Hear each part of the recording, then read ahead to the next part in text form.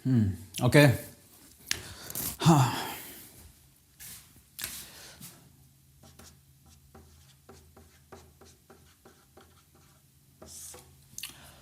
Good evening class. आज जो हम टॉपिक पढ़ने वाले इनकम टैक्स का, वो पढ़ने वाले हैं हम रेजिडेंशियल स्टेटस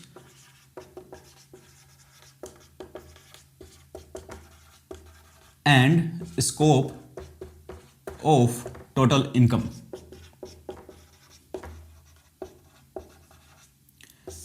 ये टॉपिक हम पढ़ेंगे, लेकिन टॉपिक को स्टार्ट करने से पहले आपको ये जानना जरूरी है कि ये टॉपिक हमें पढ़ना क्यों है, इस टॉपिक की जरूरत क्या है। क्योंकि अगर जरूरत आप समझ जाओगे तो ये टॉपिक भी आपको बहुत अच्छी तरीके से समझ में आएगा। तो देखिए, एक टैक्स होता है जिसको हम बोलते हैं इनकम टैक्स। ये हमारी भारत सरकार की जो रेवेन्यू है, जो अर्निंग्स है, उसका सबसे बड़ा सोर्स है। और इनकम टैक्स सरकार किससे लेती है? इंडिविजुअल से लेती है, मुख्यतः इंडिविजुअल यानी व्यक्तियों से लेती है। अब प्रॉब्लम ये निकल के आई कि किन व्यक्तियों से सरकार टैक्स कलेक्ट करेगी। सरकार ने पूछा कि हम किन व्यक्तियों से टैक्स लें, तो उत्तर आया कि जो भारत में रह रहे हैं उनसे टैक्स ले लो। लेकिन प्रॉब्लम ये थी, कानून जो होता है, लॉ जो होता है, उसमें हर एक चीज की डेफिनेशन कंक्रीट होती है। मतलब व्यक्ति, अगर तुम ये बोल रहे हो कि भारत में रह रहे हैं उनसे ले लो, तो भारत में कौन रह रहा है कैसे पता चलेगा? तो सरकार ने कहा उसके लिए हम नियम बनाते हैं, कुछ रूल्स बनाते हैं। उसमें हम लिख देंगे कि अगर कोई व्यक्ति भारत में इतने दिन रहेगा तो उसको हम ये मानेंगे कि ये भारत में बहुत रह लिया, अब इसके पास हम टैक्स ले लेंगे। तो उन्हीं रूल्स का जो नाम है वो पड़ा रेजिडेंशियल स्टेटस रूल्स। ये under section 61 of income tax act दिए हुए हैं। आप अगर इनकम टैक्स एक्ट की धारा 6(1) जाके देखोगे तो वो रूल वहां पे आपको लिखे हुए मिलेंगे। लेकिन इन रूल में जो लिखा हुआ है कि इतने दिन रहेगा तो उसको रेजिडेंट मानेंगे, नहीं तो नॉन रेजिडेंट मानेंगे। फिर एडिशनल कंडीशन दी हुई है, बेसिक कंडीशन के अलावा कुछ कंडीशंस इसमें दी हुई है। दो मेन कंडीशन दी हुई है, एक तो है बेसिक कंडीशन और दूसरी जो दी हुई है वो दी हुई है एडिशनल कंडीशंस। कोई व्यक्ति इन कंडीशंस को अगर पूरी करेगा तो ही हम उसको भारत में रेजिडेंट मानेंगे। अब इन कंडीशन में क्या लिखा हुआ है वो हम समझेंगे, लेकिन उससे पहले एक परफॉर्मा लेंगे। ओवरऑल हम पिक्चर देखेंगे कि किस किस प्रकार के रेजिडेंट्स भारत में हो सकते हैं और कितनी उन पे टैक्स लायबिलिटी आ सकती है। एक ओवरऑल पिक्चर देखेंगे ताकि आपको फिर माइक्रो लेवल पे जब मैं जाऊं तो वो चीजें अच्छी तरीके से समझ में आए। तो चलो, सबसे पहले ये देखो क्या क्या हो सकता है इनकम टैक्स में। तो कोई भी व्यक्ति है ना, कोई भी इंसान, मैं इंडिविजुअल की बात कर रहा हूं। इंडिविजुअल का मतलब जीवित व्यक्ति। पर्सन की अगर मैं बात करूं तो पर्सन बहुत टाइप के हो सकते हैं। कंपनी हो सकती है, पार्टनरशिप हो सकती है, एओपी बीओआई हो सकती है, एचयूएफ हो सकता है, और फिर एक इंडिविजुअल होता है। तो इंडिविजुअल हम अपने जैसे इंसानों के लिए काम में लेते हैं। तो एक इंडिविजुअल अगर कोई होगा, ये इंडिविजुअल है, तो इसके कितने प्रकार के रेजिडेंशियल स्टेटस हो सकते हैं? अब देखो, इंडिविजुअल में रेजिडेंशियल स्टेटस बात करने से पहले हम उसको एक सिंपल सेंस में समझेंगे कि एक आदमी है। अब ये आदमी किस टाइप का हो सकता है? एक तो वो हो सकता है जो भारत में बहुत कम रहा, यानी बहुत कम, थोड़े दिन आया था भारत में, आके चला गया। दूसरा आदमी वैसा भी हो सकता है जो इस बहुत कम वाले से थोड़ा ज्यादा रहा। और तीसरा जो हो सकता है भाई, वो हो सकता है जो बहुत ज्यादा रहा, मतलब भारत में रहा मोस्ट ऑफ द टाइम। तो ये होगा भाई बहुत ज्यादा रहा। ठीक है, अब ये थोड़ा ज्यादा, बहुत ज्यादा, ये समझने के लिए ठीक है कि ये कम रहा, बहुत कम रहा, ये इस वाले से थोड़ा ज्यादा रहा, और ये सबसे ज्यादा रहा, बहुत ज्यादा। अब इनके कुछ नाम भी होंगे। तो ये बहुत कम जो रहा ना, बहुत कम जो रहा, क्योंकि ये बहुत कम रहा, भारत में रहा नहीं है, इसने भारत के इंफ्रास्ट्रक्चर का यूज नहीं किया। भारत में सरकार की रेल है, रोड है, पुल है। हम कभी भी कमाई करते हैं तो कमाई करने में हम इन इंफ्रास्ट्रक्चर वाली चीजों को यूज करते हैं। भाई, जिस गाड़ी से तुम चल के जा रहे हो उसको रोड पे चला रहे हो, रोड पे चला के तुम अपने जो भी जहां पे काम करते हो वहां पहुंच रहे हो, तभी तुम कमा पा रहे हो। अगर वो रोड नहीं होती तो क्या तुम वहां पहुंच पाते? नहीं। रोड किसने बनाई? सरकार ने बनाई। ठीक है, अब फ्लाइट में जा रहे हो, बसों में जा रहे हो, रेलवे में जा रहे हो, कौन ऑपरेट कर रहा है? सरकार कर रही है। सरकार का उस पर खर्चा हो रहा है, और उस खर्चे के लिए आपको सरकार को कुछ लौटाना होगा ना। क्या लौटाओगे? टैक्स। तो जितना आप भारत की चीजों को काम में लोगे उतना ज्यादा आप टैक्स दोगे, और जितना ज्यादा आप भारत में रहोगे उतना ज्यादा आप भारत की चीजों को, इंफ्रास्ट्रक्चर को काम में लोगे, उतना ही ज्यादा आपको टैक्स देना होगा। तो सिंपल सा लॉजिक है, जो बहुत कम रहा, क्या हम उससे बहुत ज्यादा टैक्स ले लेंगे? जो आदमी रहा ही बहुत कम, क्या हम उससे बहुत ज्यादा टैक्स ले लेंगे? नहीं। बहुत कम रहा, उससे हम बहुत कम टैक्स लेंगे। ठीक है, थोड़ा ज्यादा रहा तो उससे हम थोड़ा ज्यादा टैक्स लेंगे, और जो बहुत ज्यादा रहा उससे बहुत सारा टैक्स लेंगे। यही नॉर्मल चीज है ना, कॉमन सेंस वाली चीज। अभी तक मैंने इनकम टैक्स पढ़ाना स्टार्ट ही नहीं किया, ये नॉर्मल चीज है। ठीक है, अब इनकम टैक्स की भाषा में क्या बोलते हैं इनको? ये बहुत कम जो रहा ना, इसको बोलते हैं नॉन रेजिडेंट। कि भाई रहा ही नहीं है। तो नॉन का मतलब क्या हो गया? नॉन का मतलब नो, और रेजिडेंट का मतलब रेजिडेंट, जो भारत का रेजिडेंट ही नहीं है। ये थोड़ा ज्यादा रहा, इसको हम बोलते हैं रेजिडेंट एंड ऑर्डिनरी रेजिडेंट। मैंने शॉर्ट में लिखा है R and O R. R का मतलब रेजिडेंट, एंड का मतलब एंड, ऑर्डिनरी रेजिडेंट। जो थोड़ा ज्यादा रहा, बहुत ज्यादा रहा, अरे भैया सॉरी, ये जो ना, ये जो थोड़ा ज्यादा रहा, resident and not ordinary resident होगा ये, ठीक है। Resident and not ordinary resident, थोड़ा ज्यादा रहा उसको resident and not ordinary resident. बहुत ज्यादा रहा उसको हम बोलेंगे resident and ordinary resident, R and O R. अब देखो ढंग से बात समझना, ये जो बहुत कम रहा ना नॉन रेजिडेंट, इसकी बहुत कम इनकम पे हम टैक्स लेने वाले हैं। नॉन रेजिडेंट वाले की बहुत कम इनकम पे टैक्स लेने वाले हैं। ये जो नॉन रेजिडेंट आदमी है, ये जो सिर्फ और सिर्फ भारत से कमाएगा, हम उसी पे टैक्स लेंगे। विदेशों में ये क्या कर रहा है, क्या कमा रहा है, किधर जा रहा है, किधर आ रहा है, हमको कोई मतलब नहीं। हम इससे सिर्फ भारत की कमाई पे टैक्स लेंगे, नॉन रेजिडेंट से। वहीं इससे थोड़ा ज्यादा ये आदमी इससे थोड़ा ज्यादा रह गया भारत में गलती से, है ना, इसको भारत पसंद आ गया, रुक गया ज्यादा दिन, तो ये बन गया resident and not ordinary resident. इससे हम थोड़ा ज्यादा टैक्स लेंगे कि ना सिर्फ इससे भारत में कमाई गई इनकम पे टैक्स लिया जाएगा, बल्कि उन इनकम पे भी टैक्स ले लेंगे हम जिनको ये भारत में से कंट्रोल करता है। यानी भारत में इसने कुछ ऐसा सिस्टम सेट किया जिससे इसके विदेशों में कमाई हो रही है, तो भाई हम बोलेंगे भाई देख, तू भारत में थोड़ा ज्यादा रहा, तेरा जो कमाई का सिस्टम है वो भारत में सेट है, और उससे तो विदेशों में कमाई कर रहा, तो उस विदेश वाली कमाई पे भी हमको टैक्स दे दे, ठीक है। और ये जो बहुत ज्यादा रहा रेजिडेंट एंड ऑर्डिनरी रेजिडेंट, इसको तो बोलेंगे भाई तू तो अधिकतर टाइम भारत में रहा है, तो तेरा तो सारा का सारा, तू चाहे यहाँ कमा, चाहे वहां कमा, चाहे लंदन में कमा, चाहे यूके में कमा, यूएस में कमा, कहीं पे भी कमा, पूरी दुनिया में जो भी तेरी कमाई हो रही है, भारत में जो कमाई हो रही है, सारी कमाई पे तो tax they they resident and ordinary resident को, हमने ऐसा बोला, ठीक है। अब बात करते हैं इनके टेक्निकल रूल्स की। किसकी बात करते हैं? टेक्निकल रूल्स की बात करते हैं कि क्या रूल है भाई, वो कैसे पता चलेगा कौन रेजिडेंट है, कौन नॉन रेजिडेंट है, कौन ऑर्डिनरी रेजिडेंट है, कौन नॉट ऑर्डिनरी रेजिडेंट है। इन चीज़ों का पता कैसे चलेगा? बड़ी समस्या है ना। समस्या कुछ नहीं है, कुछ रूल्स दिए हैं इनकम टैक्स में, उन रूल्स को हमें रटना पड़ेगा, याद करना पड़ेगा, ज़्यादा मुश्किल नहीं है वो। और वो रूल्स याद हो गए तो सारी चीज़ें याद हो गई। चलो रूल्स देखते हैं। पहली बात की थी, हमने भूल गए होगे अभी तक, पहले स्टार्टिंग में हमने बात की थी बेसिक कंडीशन की। दो कंडीशन है, एक तो है बेसिक कंडीशन और दूसरी है एडिशनल कंडीशन। एडिशनल कंडीशन हम चेक उसी कंडीशन में करेंगे, अगर कोई आदमी बेसिक कंडीशन पूरी करता है उसी की एडिशनल कंडीशन चेक की जाएगी। जो बेसिक कंडीशन ही पूरी नहीं करता उसकी एडिशनल कंडीशन फिर हम चेक ही नहीं करेंगे, उसके बारे में एडिशनल कंडीशन अप्लाई ही नहीं होगी। तो बेसिक कंडीशन सबसे पहले समझते हैं, ठीक है। इस बेसिक कंडीशन से डिसाइड क्या होता है कि क्या कोई भारत में रेजिडेंट है, कोई आदमी भारत में रेजिडेंट है या फिर नॉन रेजिडेंट है, ठीक। क्या डिसाइड होगा इससे कि जिसके बारे में भी हम चेक कर रहे हैं, मेरे बारे में कर रहे हो मान लो, तो मैं भारत में रेजिडेंट हूं या फिर मैं भारत में नॉन रेजिडेंट हूं। नॉन रेजिडेंट अभी हम समझ के आए बहुत कम रहा वाला आदमी है, तो अगर मैंने इनमें से कोई सी कंडीशन एक भी कंडीशन अगर मैंने इनमें से बेसिक कंडीशन में से पूरी नहीं की तो मैं नॉन रेजिडेंट बन जाऊंगा, यानी मैं भारत में बहुत कम रहने वाला आदमी बन जाऊंगा। और उससे मेरा फायदा क्या होगा, मेरा टैक्स नहीं लगेगा, बहुत कम टैक्स मुझे भारत में देना पड़ेगा। लेकिन अगर एक भी मैंने पूरी कर दी तो फिर मैं रेजिडेंट की कैटेगरी में आ जाऊंगा, है ना। चलो देखते हैं बेसिक कंडीशन में पहली कंडीशन क्या है, lives in India for more than equal to 182 days in previous year। यानी अगर कोई आदमी, जैसे मैंने मेरी बात की थी, मेरी बात कर रहा हूं मैं, अगर कोई आदमी जैसे मैं भारत में पिछले साल प्रीवियस ईयर में 182 दिन या उससे ज्यादा रहूं, मैं भारत में 182 डेज या उससे ज्यादा रहूं, तो मैं भारत में रेजिडेंट बन जाऊंगा। क्या बन जाऊंगा मैं?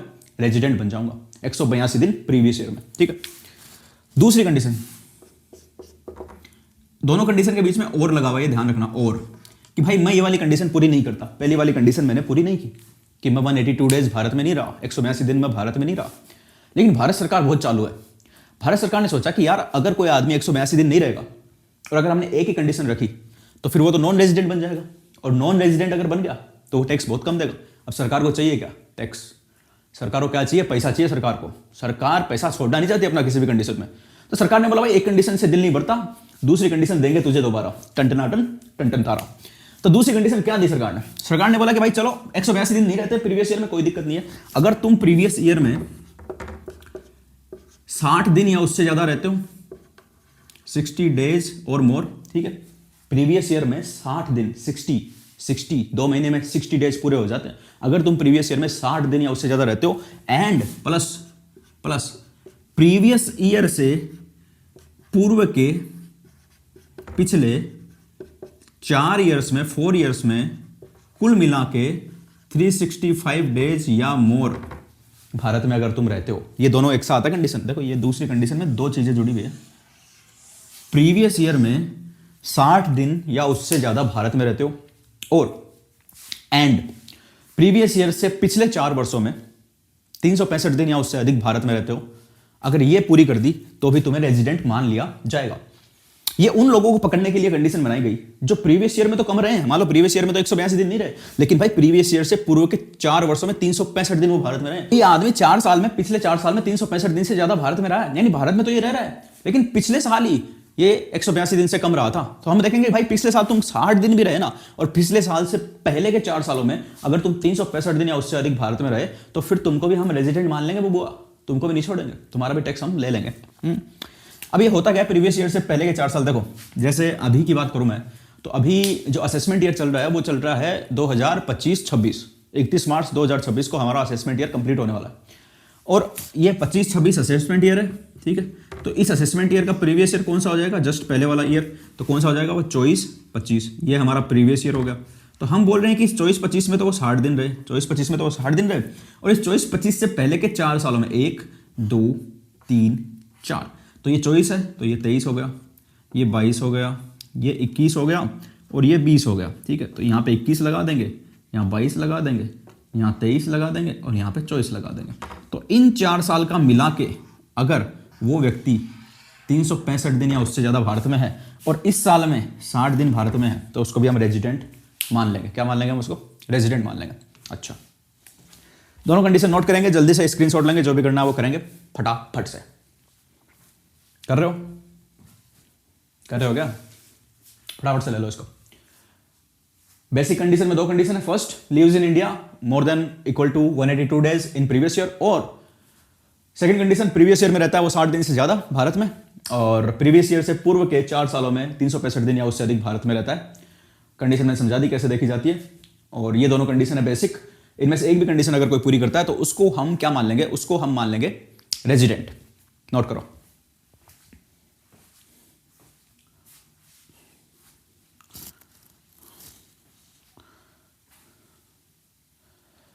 उम्मीद पूर्वक स्क्रीनशॉट तो ले लिया होगा, रोक के कर लेना नोट, कोई दिक्कत नहीं है, मिटा देता हूं मैं।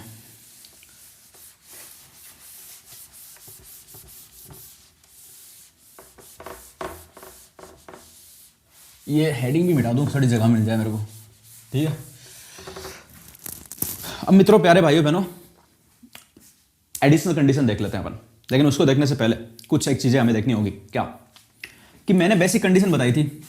एक तो मैंने बताई थी कि 182 दिन से ज़्यादा भारत में रहे, ठीक है, और दूसरी कंडीशन मैंने बताई थी कि प्रीवियस ईयर में तो वो रहे कितना, more than equal to 60 days, plus previous year से पहले के पूर्व के 4 साल में वो मोर देन इक्वल टू 365 दिन भारत में रहे, ठीक है। अब ये जो दूसरी कंडीशन है ना मित्रों, दूसरी कंडीशन ये वाली, ये कुछ व्यक्तियों के केस में लागू नहीं होती है। कुछ ऐसे अपवाद वाले व्यक्ति है जिनके केस में हम सिर्फ और सिर्फ उसको ये डिसाइड करने के लिए कि क्या वो व्यक्ति रेजिडेंट है या फिर नहीं है, सिर्फ पहली कंडीशन देखेंगे, दूसरी कंडीशन को हम देखेंगे ही नहीं। तो वो ऐसे महान व्यक्ति कौन है जिनके बारे में दूसरी कंडीशन देखी नहीं जाती? तो देखो, उनकी हम थोड़ी सी लिस्ट देख लेते हैं। 1 नंबर, वो व्यक्तियों की बात कर रहा हूं, कौन है? पहला नंबर, वो जो भाई सिटीजन है, किसका? इंडिया का सिटीजन है, ठीक है, और एम्प्लॉयमेंट यानी रोजगार के लिए भारत से बाहर जाता है। एम्प्लॉयमेंट, रोजगार के लिए भारत से आउटसाइड इंडिया जाता है। मान लो मैं हूं, मुझे भारत में अच्छी नौकरी नहीं मिल रही, और कनाडा से मेरा ऑफर आ गया, यूएस से मेरा ऑफर आ गया, यूके से आ गया। यूके के साथ अभी हमने फ्री ट्रेड डील की है, बड़ी सारी कर ली है ना, मदर ऑफ ऑल एग्रीमेंट किया हमने, BTI है, बायलैटरल ट्रेड इन्वेस्टमेंट एग्रीमेंट।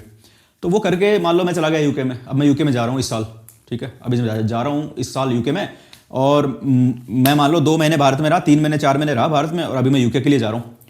अब भाई यूके में जाऊंगा तो मैं पाउंड में कमाऊंगा, एकदम बढ़िया सैलरी आएगी मेरी, लेकिन भारत सरकार तो मेरे पास टैक्स ले लेगी भाई। क्यों? क्योंकि भाई मैं तो भारत का सिटीजन हूं।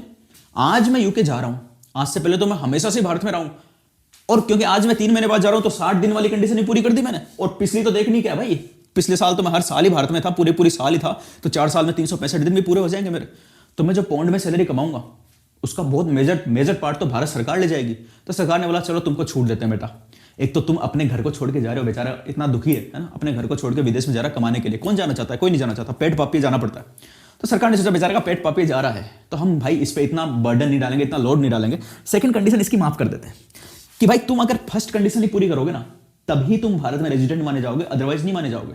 यानी कि सेकंड कंडीशन तुम्हारे पे लागू ही नहीं होगी। कांटा लगा दिया ऐसे, ये कांटा लगा दिया इस तरीके से कि ये लागू नहीं होगी। ठीक है, किस पे? भारत का सिटीजन होना चाहिए, एम्प्लॉयमेंट के लिए यानी रोजगार के लिए भारत से बाहर जा रहा है प्रीवियस ईयर में, तो सिर्फ हम 182 दिन वाला देखेंगे, 60 दिन 365 दिन वाला देखेंगे नहीं। दूसरी कंडीशन इंडियन सिटीजन, ये भी सिटीजन ही है, वो भारत छोड़ता है, आउटसाइड इंडिया जाता है। कैसे जाता है? आउटसाइड इंडिया तो ऊपर वाला भी जा रहा है, लेकिन ये अलग तरीके से जा रहा है। ये एक शिप पे जा रहा है, शिप मेंबर के रूप में, यानी कि जहाज पे काम करते हैं लोग। अब जहाज पे जो लोग काम करते हैं बेचारे, वो 6-6 महीने 12-12 महीने समुद्र में चलते रहते, उनका बेचारों को कुछ अता पता नहीं होता, पानी देखते हैं वो, तो इतने परेशान रहते हैं वो भी। तो उनकी परेशानी भी समझी सरकार ने, उनको भी बोला कि तुम भी भाई अगर जहाज पे काम करने के लिए जा रहे हो तो फिर तुम्हारे लिए भी सेकंड कंडीशन लागू नहीं होगी, सिर्फ ये वाली कंडीशन लागू होगी। 182 दिन से ज्यादा भारत में रहो तभी तुम रेजिडेंट माने जाओगे, कम रहे उससे 60 दिन वाली कंडीशन तुम पे नहीं लगाते, टेंशन मतलब टैक्स तुम्हारे पास इतना नहीं लेंगे। ओके, इसमें जो है ना ये इंडियन सिटीजन जहाज पे जाता है, इसमें एक छोटी सी कंडीशन और दी है सरकार ने कि जब वो भारत से निकलेगा, मान लो आज मैं तैयार हुआ और मैं तैयार होके पोर्ट पे गया, जहाज तो पोर्ट पे आएगा, मेरे घर पे तो आएगा नहीं, पोर्ट रहता है उस पर जहाज खड़े होते हैं, आके वहाँ पे आएगा, आ गया जहाज और मैं वहाँ पे गया और फिर आधा दिन गुजर गया, 2, 3, 4 बज गए और फिर 4 बजे मैं जहाज में बैठा और फिर मेरा जहाज निकल पड़ा। ठीक है, और निकलते निकलते उसको मान लो 7-8 बज गए रात के, तो लगभग पूरा दिन मैंने भारत में गुजार लिया। तो क्या वो दिन मेरा भारत में माना जाएगा या फिर भारत से बाहर माना जाएगा? क्योंकि हमको तो गणना करनी पड़ेगी 182 दिन की भी, है ना। तो यहाँ पे सरकार ने क्लेरिफिकेशन दिया कि जिस दिन ये जहाज पे जाने वाला व्यक्ति भारत छोड़ेगा, यानी भारत छोड़ने का दिन, ठीक है, और मान लो दूसरे दिन वो फिर कोई एक दिन भारत वापस भी आएगा, तो वो जहाज वापस आ गया उसका, फिर वो जहाज 4 बजे पहुंचा, वो उतर के आया, उतर के अपने घर पे गया, तो वापस आने का दिन, वो दोनों दिन भारत में उसके रहने के पीरियड में शामिल नहीं किए जाएंगे। ठीक है, भारत में उसके रहने के पीरियड में शामिल नहीं किए जाएंगे। इनमें एक सर्टिफिकेट बनता है कंटिन्यूअस डिस्चार्ज सर्टिफिकेट, तो उसी कंटिन्यूअस डिस्चार्ज सर्टिफिकेट में इनकी एंट्री भी होती है, इंटर, कि कब ये उस जहाज पे चढ़ा और कब उसने जहाज छोड़ा, वो दोनों दिन उसके भारत की रहने की गणना में शामिल नहीं किए जाएंगे। ध्यान रखना इसका, ठीक है, समझ गए? ये इंडियन आउटसाइड जा रहा है शिप मेंबर के रूप में। तीसरी कंडीशन, इंडियन सिटीजन, फिर से मैं इंडियन सिटीजन को IC लिख दूं क्या? इंडियन सिटीजन या फिर person of Indian origin. Indian citizen तो समझते हो भारत का कोई नागरिक है ना, भारत का कोई नागरिक है, जैसे मैं हूं भारत का नागरिक, अब मैं यूके चला गया, अब मैं यूके रह रहा हूं, आराम से कमा रहा हूं, अपना खा रहा हूं, बढ़िया, लेकिन मैं आज भी भारत का नागरिक हूं, मैंने यूके की सिटीजनशिप नहीं ली, तो फिर मान लो मैं घूमने के लिए भारत आता हूं, या फिर भारत, मेरे घर वाले तो भारत में रहते हैं, तो मैं नौकरी कर करके परेशान हो गया, मैंने सोचा चलो 1-2 महीने भारत में जाके आते हैं, 2-3 महीने भारत में रुकेंगे, दिमाग थोड़ा सेंटर में आ जाएगा, मैं आ गया भाई घूमने के लिए भारत। या फिर पर्सन ऑफ इंडियन ओरिजिन, ये क्या होता है? ये वो आदमी होते हैं जो खुद तो भारत के सिटीजन नहीं होते, लेकिन इनके बाप या फिर दादा दोनों में से कोई अनडिवाइडेड इंडिया में पैदा हुए हो। अनडिवाइडेड इंडिया मतलब 1947 से पहले का इंडिया। 1947 से पहले हमारे पास क्या था? पाकिस्तान भी था और बांग्लादेश भी था, उनमें भी कोई पैदा हुआ हो या फिर भारत में कोई पैदा हुआ हो, लेकिन उसके फिर बेटे या पोते, क्योंकि दादा और बाप दोनों शामिल है, तो उसका बेटा या पोता विदेश में जाके बस गए और वहां की सिटीजनशिप ले ली, तो उसको पर्सन ऑफ इंडियन ओरिजिन कहा जाता है। यानी ओरिजिन का मतलब होता है जड़, यानी उस आदमी की जड़ें जो है वो भारत में है, जिससे वो पैदा हो गया वो कभी भारत का ही नागरिक था। ठीक है, तो ये जो दो लोग हैं ना, इंडियन सिटीजन या पर्सन ऑफ इंडियन ओरिजिन, ये मान लो विदेश में रहते हैं, विदेश में काम करते हैं, सब कुछ करते हैं। अब हो सकता है ना, क्या बोलते हैं, स्वदेश, ये जो देश है मेरा, स्वदेश है तेरा, तुझे है पुकारा, पुकार लिया, इनको भी याद आ गई, भारत में चलते हैं, भारत में जाके घूम के आएंगे, ये भी आ गए बेचारे। अब मान लो आके गलती से 3 महीने रुक गए, जैसे 3 महीने रुके तो कितने हो गए? 3 महीने का मतलब 90 दिन। तो अगर दूसरी कंडीशन लागू कर दें तो भाई ये क्या हो जाएगा? 90 दिन हो जाएंगे इनके। कितने हो जाएंगे? 90 दिन। और मान लो ये 90 दिन रुकते हैं हर साल आके, तो ये कितने हो जाएंगे? 90 दिन तो नहीं, मान लो 100 दिन रुकते हैं। ठीक है, तो ये तो 60 दिन से ऊपर हो गए, और 100 दिन रुकते हैं तो 100 दिन 1 साल के, और 4 साल के देखेंगे तो भाई 400 हो जाएंगे। तो दूसरी कंडीशन ही पूरी कर देगा ये, तो फिर इस पे तो टैक्स मांगने लग जाएगी सरकार की, भाई टैक्स दे दे, रेजिडेंट हो गया तो भारत में। तो बोला भाई साहब इतना तो जुल्म मत करो सरकार, हम एक तो घूमने आ रहे हैं वहां से, है ना, पैसा लेके आ रहे हैं, भारत में आके खर्चा भी कर रहे हैं, करेंगे ना भाई, घूमेंगे, आमेर महल देख के आएंगे, और ताजमहल देख के आएंगे, और चित्तौड़गढ़ किला देख के आएंगे, और जैसलमेर के धोरों में जाएंगे, ठीक है, और संभाजी के उनके सारे महल देख के आएंगे, तो खर्चा करेंगे भारत में आके। तो सरकार ने क्या सोचा कि भाई ये लोग तो कमाई करवाते हैं अपने आके यहाँ पे, है ना, बाहर से आ रहे हैं, विदेश से घूमने आ रहे हैं, पैसा ही देके जाएंगे, यहाँ पे रोजगार ही बढ़ाएंगे, तो इन पे भी इतना टैक्स नहीं लगाते हैं। तो इनके लिए भी सेकंड कंडीशन को माफ कर दिया कि भाई आप भी 182 दिन से ज्यादा रहोगे तभी आपको रेजिडेंट माना जाएगा, अदरवाइज नहीं माना जाएगा। ठीक है, तो तीसरा इसका कौन सा हो गया, मतलब तीसरा जो अपवाद क्या हो गया, ये विजिट करते हैं इंडिया का, विजिट इंडिया, तो भी इन पे दूसरी कंडीशन नहीं लगेगी, सिर्फ और सिर्फ पहली कंडीशन ही लगेगी। ठीक है, अब इनके केस में है ना, ये जो इंडियन सिटीजन या फिर पर्सन ऑफ इंडियन ओरिजिन है, इनके केस में ये दूसरी कंडीशन नहीं लगेगी, उसमें भी एक कंडीशन है, मतलब कंडीशन के अंदर कंडीशन। सरकार बहुत खतरनाक है भाई, इनकम टैक्स उससे भी खतरनाक है। इन पे दूसरी कंडीशन नहीं लगाई जाएगी, कब? अगर इनकी इनकम फ्रॉम इंडिया, भारत से आए, लेस देन 15 लाख रुपीज हो, 15 लाख से कम अगर इनकी भारत से आय होगी, तभी इन पे दूसरी कंडीशन नहीं लगेगी। यानी ये जो भारत में घूमने आ रहे हैं, Indian citizen, person of Indian origin, इनकी भारत से इनकम 15 लाख रुपए से कम होनी चाहिए।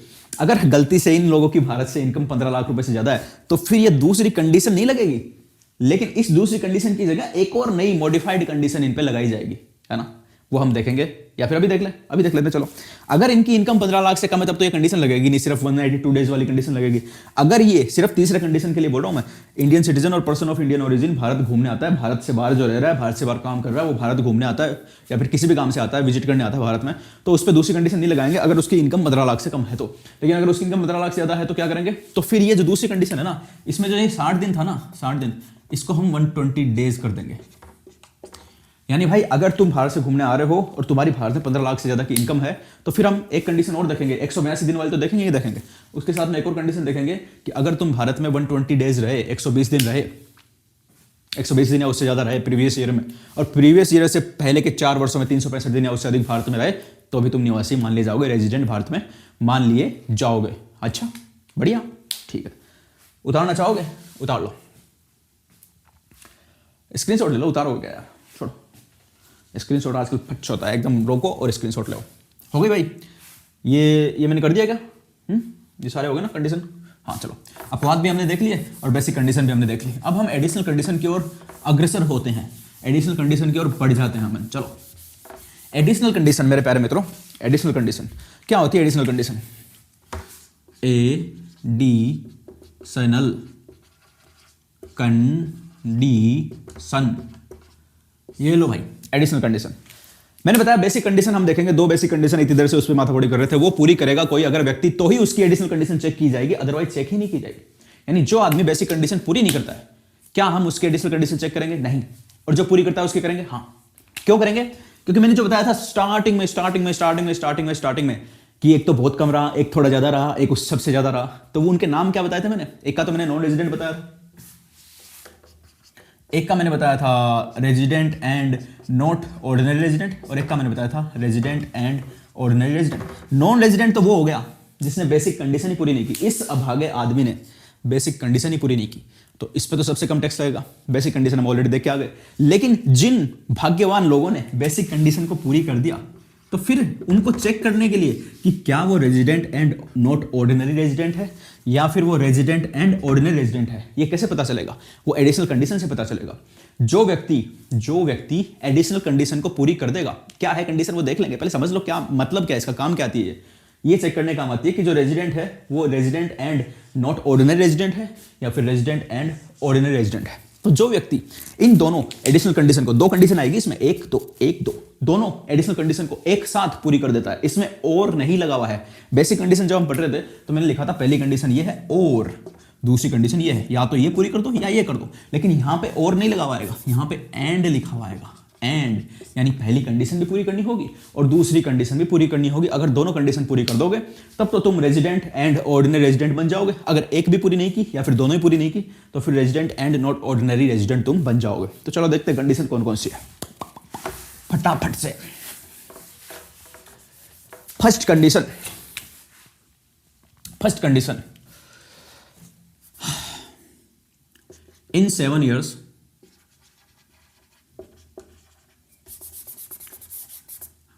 lives in India, भारत में कोई आदमी रहता है, कितना रहता है? More than equal to 730 days, 730 दिन या उससे ज्यादा भारत में रहता है। अब ये 730 दिन कितने सालों में देखेंगे हम? इन 7 years preceding the previous year, यानी गत वर्ष से पूर्व के 7 वर्षों में अगर कोई व्यक्ति 730 दिन या फिर उससे अधिक भारत में रहे। और दूसरी कंडीशन है एंड का मतलब इसके साथ में ये वाली कंडीशन भी पूरी करनी है। सेकंड कंडीशन क्या है, resident in India for 2 years in 10 years preceding the previous year। पहली कंडीशन यह है कि गत वर्ष से पूर्व के 7 वर्षों में 730 दिन या उससे अधिक भारत में रहे। और दूसरी कंडीशन जो है वो ये है कि गत वर्ष से पूर्व के 10 वर्षों में से किन्हीं 2 वर्षों में भारत में निवासी हो, रेजिडेंट हो। भाई बहुत खतरनाक भाई, इतनी खतरनाक कंडीशन, दिमाग खराब हो गया। करने की जरूरत नहीं है दिमाग खराब, क्यों, बहुत सिंपल है। ये वही चीज है जो हमने बेसिक कंडीशन में तुमको समझाई थी ना, कि गत वर्ष में 60 दिन रहे, lives in India for 60 days in previous year and lives in India for 365 days और more in 4 years preceding the previous year. गत वर्ष में 60 दिन भारत में रहे और गत वर्ष से पूर्व के 4 वर्षों में 365 दिन या उससे अधिक भारत में रहे। वैसी कंडीशन ये है कि गत वर्ष से पूर्व के यानी प्रीवियस ईयर, जो आज की डेट में प्रीवियस ईयर कौन सा चल रहा है, 25-26 हमारा असेसमेंट ईयर चल रहा है, 24-25 हमारा प्रीवियस ईयर चल रहा है। तो 24-25 से पिछले 7 सालों में चले जाओ और 7 सालों में जितने जितने दिन रहा सारा जोड़ लो। अगर वो जोड़ तुम्हारा 730 दिन या उससे ज्यादा आता है तो एडिशनल कंडीशन की पहली कंडीशन कांग्रेचुलेशन तुमने पूरी कर दी। दूसरी कंडीशन क्या है कि वही आज की डेट में 24-25 हमारा प्रीवियस ईयर चल रहा है, उससे पिछले 10 सालों में चले जाओ, 10 सालों में और उन 10 सालों में से देखो कि क्या किसी साल में वो रेजिडेंट था क्या। अब देखो रेजिडेंट यहां पे क्या लिखा हुआ है, resident in India for 2 years in 10 years preceding the previous year. Resident का मतलब क्या होता है, जहां पे भी रेजिडेंट में बोलूं तो बेसिक कंडीशन याद आनी चाहिए। अभी जो पिछली बेसिक कंडीशन हम पढ़ के आए ना 2, कि अगर उस आदमी ने प्रीवियस ईयर से पहले 10 सालों में 1 2 3 4 5 6 7 8 9 10 साल तक जाएंगे हम, अगर प्रीवियस ईयर से पिछले 10 सालों में किन्हीं 2 सालों में बेसिक कंडीशन कोई सी भी पूरी कर दी, बेसिक कंडीशन, एडिशनल कंडीशन की बात नहीं कर रहा, बेसिक कंडीशन कोई सी पूरी कर दी और वो रेजिडेंट बन गया, तो भाई कांग्रेचुलेशन, आपने एडिशनल कंडीशन की दूसरी कंडीशन पूरी कर दी उसके साथ में। यानी आप सिर्फ रेजिडेंट बन गए प्रीवियस ईयर से पिछले 10 सालों में से किन्हीं 2 साल में। पूरे 10 साल में बनना जरूरी नहीं है, या फिर लगातार 2 साल में बनना भी जरूरी नहीं है कि आज के साल बना, ठीक है, इस साल रेजिडेंट बन गया मैं, फिर फुदक के गया अगले साल में मैं रेजिडेंट बन गया, है ना, तभी ये लागू होगा, ऐसा नहीं है। हो सकता है आप एकदम पिछले वाले 1 साल में बन गए, फिर 2-3 साल आप रेजिडेंट नहीं बने, फिर 1 और साल में बन गए, लेकिन वो सारे के सारे साल इस 10 साल के पीरियड के अंदर अंदर आने चाहिए कि यहां पे भाई मेरा प्रीवियस ईयर है, देखो ये मेरा प्रीवियस ईयर है, तो मैं इससे पीछे जाऊंगा, पीछे देखो भाई, पीछे कितना देखूं, 1 2 3 4 5 6 7 8 9 10, पीछे 10 साल देखना पड़ेगा मुझे। अगर मान लो इन पीछे वाले 10 साल में इस 1 साल में रेजिडेंट था और इस 1 साल में था, इनमें से किसी में भी नहीं था, 2 साल में रेजिडेंट बन गया, तो भाई कांग्रेचुलेशन, ये कंडीशन पूरी हो गई। लेकिन मान लो किसी 1 साल में रेजिडेंट बना, तो भाई फिर कंडीशन पूरी नहीं हुई, तो फिर क्या, तो फिर ये देखो,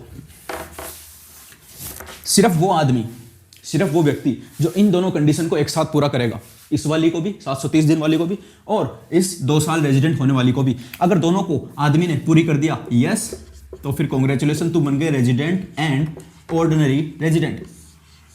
और अगर पूरी नहीं किया नो, तो फिर कांग्रेचुलेशन, तुम बन गए resident and not ordinary resident. ये लो भाई, ये है काम, देख लो इसका स्क्रीनशॉट।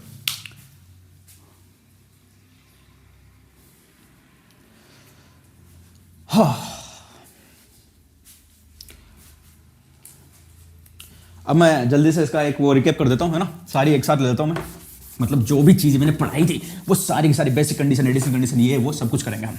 फिर एक डायग्राम बना के हम सीख लेंगे कहाँ पे क्या कंडीशन लागू होती है। तो बेसिक कंडीशन की बात करते हैं सबसे पहले। बेसिक कंडीशन में क्या क्या आता है, पहली कंडीशन क्या थी, 182 डेज और मोर, सीधा सीधा लिख रहा हूं मैं। दूसरी कंडीशन क्या थी, 60 डेज और मोर प्लस 365 डेज और मोर इन 4 ईयर, पिछले साल से मतलब प्रीवियस ईयर से पहले के 4 सालों में 365 और डेज और मोर रहे, ठीक है। ये हो गया, बेसिक कंडीशन हो गई हमारी दोनों। इन बेसिक कंडीशन को अगर पूरी कर देता है कोई, करता है क्या, हाँ यस, तो फिर चेक करेंगे हम क्या, हम चेक करेंगे एडिशनल कंडीशन। एडिशनल कंडीशन की पहली कंडीशन क्या थी बताओ, एडिशनल कंडीशन की पहली कंडीशन क्या थी कि 7 सालों में 730 दिन रहता है, कब 730 दिन या उससे ज़्यादा रहता है प्रीवियस ईयर से पहले के 7 सालों में। और दूसरी कंडीशन क्या थी, 2 साल में रेजिडेंट है, 2 रेजिडेंट 2 ईयर रेजिडेंट, या देखो रेजिडेंट इन 2 ईयर लिख दूँ मैं, तुमको समझ में आ जाएगा sir. Resident in 2 year, previous year से पिछले 10 सालों में, ठीक है। तो अब देखो बात क्या होती है, इन दोनों कंडीशन में से किसी भी एक कंडीशन कोई पूरी कर देता है तो उसको हम बोलेंगे कि वो रेजिडेंट है। क्या है वो? रेजिडेंट है। अगर वो पूरी करता है तो यस, तो वो रेजिडेंट हो जाएगा। लेकिन अगर वो पूरी नहीं करता है, बेसिक कंडीशन भी नो, बेसिक कंडीशन पूरी नहीं की, तो वो नॉन रेजिडेंट हो जाएगा, NR, ठीक है। और अगर रेजिडेंट है वो, तो फिर हम उसकी एडिशनल कंडीशन चेक करेंगे। एडिशनल कंडीशन दोनों एक साथ पूरी कर देता है तो हम उसको क्या बोल देंगे? यस, इन दोनों को एक साथ पूरी करता है तो रेजिडेंट एंड ऑर्डिनरी रेजिडेंट बन जाएगा। और नो, एक साथ पूरी नहीं करता तो resident and not ordinary resident बन जाएगा, ठीक है। स्क्रीनशॉट लो, रोको, स्क्रीनशॉट लो, मैं आ गया, मैं बिठा रहा हूं। एक और चीज महत्वपूर्ण सूचना, क्या महत्वपूर्ण सूचना? ये कि मैंने जो वो चीज बताई थी ना, Indian citizen IC and person of Indian origin जिसकी इनकम भारत में सोर्सेज से 15 लाख या उससे ज़्यादा है, तो उसको अगर 120 दिन या फिर उससे अधिक वो प्रीवियस ईयर में रहता है ना, और प्लस 365 दिन या उससे अधिक वो रहता है 4 ईयर में, पिछले प्रीवियस ईयर से पिछले 4 ईयर में, तो उसको हम रेजिडेंट मान लेते हैं। ये हम देखा था ना, एक्सेप्शन था ये कि वो 60 यहाँ पे 60 हुआ, मतलब नॉर्मल कंडीशन में यहाँ पे कितने दिन लेते हैं हम? इस 120 की जगह नॉर्मल कंडीशन में हम कितना लेते हैं? 60 डेज। लेकिन सिर्फ और सिर्फ उस व्यक्ति के लिए जो इंडियन सिटीजन है, पर्सन ऑफ इंडियन ओरिजिन है, पिछले साल भारत में आया है और उसकी भारत में इंडियन सोर्सेज से इनकम 15 लाख से ज़्यादा है, उसके केस में हम 120 दिन लेते हैं इसको, ठीक है। तो अगर ऐसी कंडीशन कोई पूरी कर देता है ना, ऐसी कंडीशन 182 दिन वाली नहीं कर रहा है बल्कि ये वाली कर रहा है। 2 कंडीशन होती है बेसिक में, एक तो 182 दिन वाली होती है और एक ये एडिशनल ये वाली कंडीशन होती है। ये वाली पूरी कर रहा है, ये वाली नहीं कर रहा, तो वो आदमी हमेशा resident and not ordinary resident होगा। उसके लिए हम एडिशनल कंडीशन चेक नहीं करेंगे, उसके लिए हम एडिशनल कंडीशन चेक नहीं करेंगे अगर वो 182 दिन वाली कंडीशन पूरी नहीं करता है, बल्कि दूसरी वाली कंडीशन पूरी करता है जिसको हमने बदल दिया थोड़ा सा इन आदमियों के लिए जिनकी इनकम 15 लाख से ज़्यादा है, तो फिर वो हमेशा resident and not ordinary resident होगा।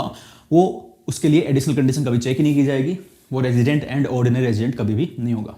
समझ गए बात को? चलो अब स्कोप ऑफ टोटल इनकम और देख लेते हैं जल्दी से, लेकिन उसको देखने से पहले मैं अपनी रिकॉर्डिंग देखूंगा चल रही है क्या।